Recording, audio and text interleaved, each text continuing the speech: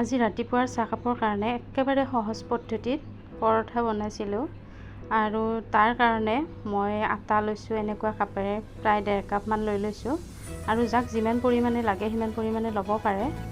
যিহেতুকে আমাৰ ঘৰৰ সদস্য কম গতিকে মই কমকৈ লৈছোঁ। আৰু এতিয়া ইয়াত নিমখ দিলোঁ আধা চামুচ আৰু অকণমান বেকিং চ'ডা দি দিছোঁ। আৰু ৰাতিপুৱা যিহেতুকে সকলোৰে দৌৰা-দৌৰি লাগে আৰু ৰুটি বা পৰঠা আটা মাৰি বনাবলৈ সময়ো নাথাকে, গতিকে এনেদৰে কেতিয়াবা সহজকৈ বনাব পাৰি আৰু খায়ো সোৱাদ লাগে, লগতে ল'ৰা-ছোৱালীক টিফিনতো দিব পাৰি।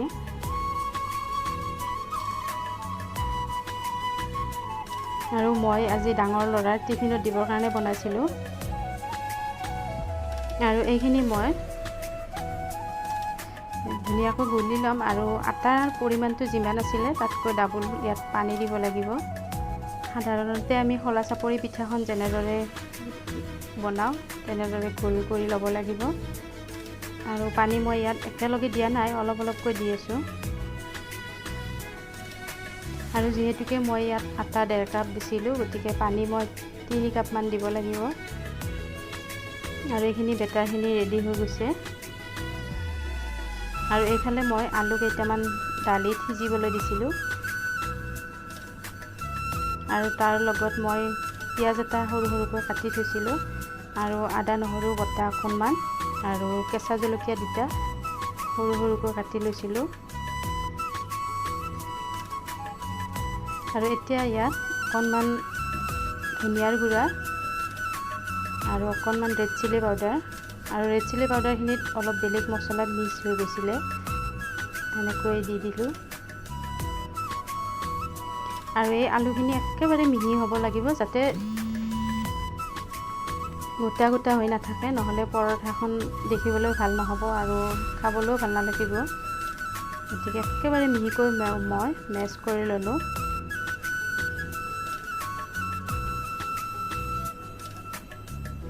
আৰু ইয়াত যিখিনি আলু লাগে বুলি ভাবোঁ সেইখিনিহে দিম, গোটেইখিনি আলু নিদিওঁ, যিহেতুকে মই অকণমান বেছিকৈ সানি লৈছোঁ।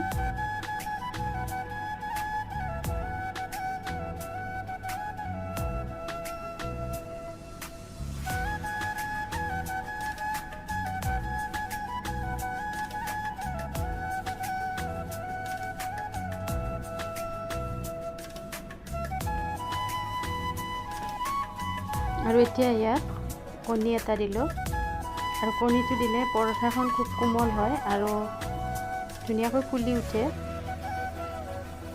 আৰু কণী নিদিয়াকৈও বনাব পাৰে। আৰু এতিয়া এইখিনি খুব ধুনীয়াকৈ মই সানি ল'লোঁ, যাতে গোটেইখিনি বস্তু মিহলি হৈ যায়।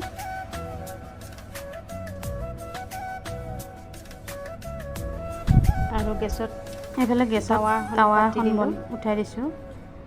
আৰু এই পৰঠাখন বনাবলৈ ননষ্টিকৰ টাৱা যদি ব্যৱহাৰ কৰা হয় খুব ধুনীয়া হয়, কিন্তু মোৰ ঘৰত ননষ্টিকৰ টাৱা নাছিলে। প্ৰথমতে মই এইখন টাৱাত বনালোঁ, তাৰপিছত সেইখনত সিমান ভাল নহ'ল কাৰণে মই এতিয়া এইখন টাৱা পাতি দিলোঁ।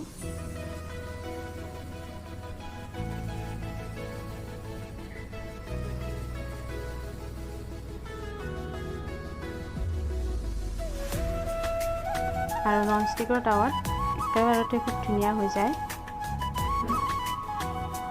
আৰু মই অকণমান ৰিফাইন দি দিছোঁ ইয়াতে।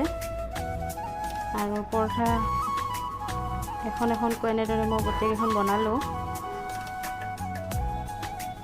আৰু যেনেকুৱা হ'ব লাগিছিলে তেনেকুৱা নহ'ল, যিহেতুকে মোৰ টাৱাকেইখন ভাল নহয়। তথাপিও সোৱাদটোতো একেই আছে, যে একে বস্তু ব্যৱহাৰ কৰিছোঁ যিহেতুকে।